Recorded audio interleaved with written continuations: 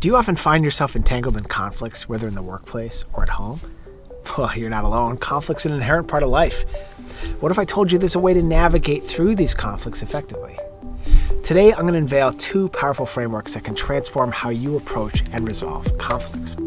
The first framework is conflict resolution. I'm going to give you a framework for conflict. And the second framework is negotiation. I will give you a framework for negotiation. Here's a scenario for the video.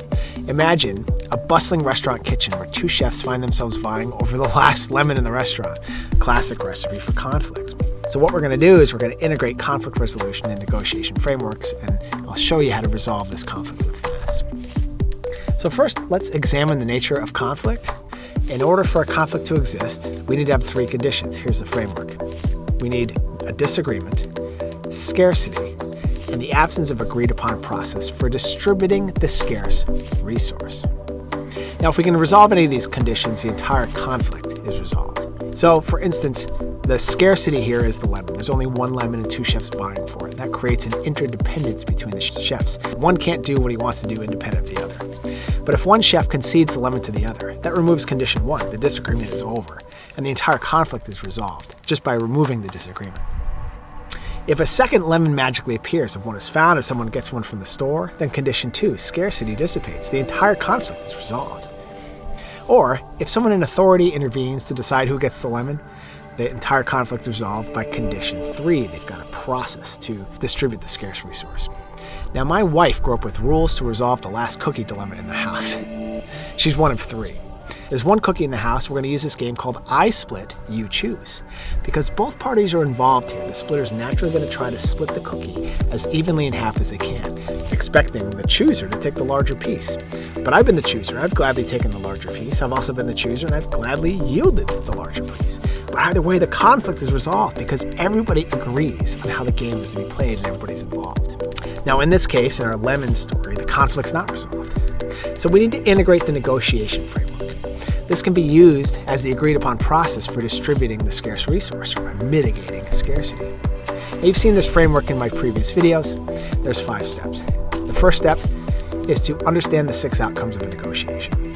So I'm going to start by looking at outcomes. There are 6 potential outcomes for any negotiation. They look like this: lose, win, win, lose, lose, lose, that happens a lot, win, win, that's what we should always be striving for, and then no deal or compromise. This is where you walk away from the table. And separate the other party from the issue and negotiate the issue, not the other party. The third is to find the interest behind the position. You don't just argue positions, you argue the interest behind the position. Then you generate multiple solutions, satisfying the interest of both parties, and finally you select a solution and make it a win-win. So let's apply this framework to our lemon scenario. Both chefs assert their need for the lemon, but arguing over positions yields no progress. That's my lemon. No, it's my lemon. If we continue like this, we'll end up in lose-lose. Now, in this framework, if one chef gave up her right to the lemon, that would be a lose-win or a win-lose. Now, a deal that looks like lose-win to an outside observer may actually be a win-win if the objectives of each party are understood. Remember, this is about meeting the objectives behind the position. I cycle to work every day, and when I moved to England, I realized the bike that I had was not suitable for the rainy weather that's here or the road conditions. So I went and I found a different bike, and I found a bike with perfect specifications for this. I always paid full retail for a bike. Then I saw a listing on Facebook Marketplace. It was the exact specs I wanted, and it was 50% below retail. I reached out to the guy, and he asked me if I thought the price was good. I said I thought it was. Now, he's signifying an openness to negotiating the price, but I chose not to. Why? Well, I'm still getting paid in US dollars, and the US dollar was at a 5-year high at that point against the Great British Pound. So I was actually already getting a 15 or 20% discount just on the exchange rate, which looked like it was going to change. So I accepted the offer. For me, that was a win-win.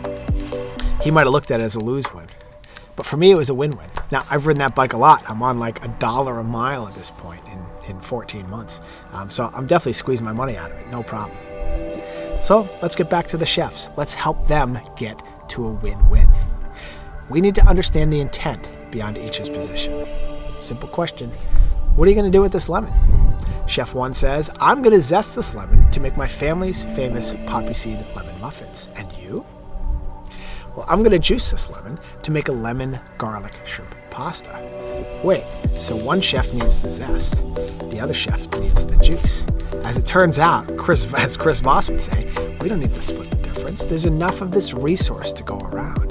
The same lemon can give enough zest to meet one chef's need and enough juice to meet the other chef's need. A similar example uses a pumpkin, which is desired by 3 people. And now when we explore the intent behind those positions, one wants to toast the seeds, one needs meat for pumpkin soup, and the third wants to make a jack-o'-lantern, all of which can be accomplished with one pumpkin. But if they're arguing over position, it's my pumpkin, no, it's mine, it'll never be resolved. Conflict resolution and negotiation are not just abstract concepts. These are practical tools that can turn what might appear as an adversary into your partner. You now understand a framework for conflict. It requires 3 conditions: a disagreement, scarcity, and a lack of agreed upon process for distributing the scarce resource. Solve any one condition, the entire conflict is resolved. You also know that negotiation is a tool in and of itself, and you've put this into your conflict resolution toolbox. You know the outcomes of negotiation. You negotiate the issue, not the person.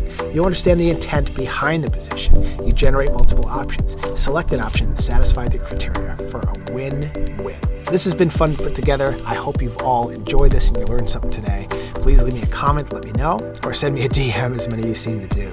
I'm Evan Hickok from Leadership Lighthouse, and I'll see you next time. Ciao.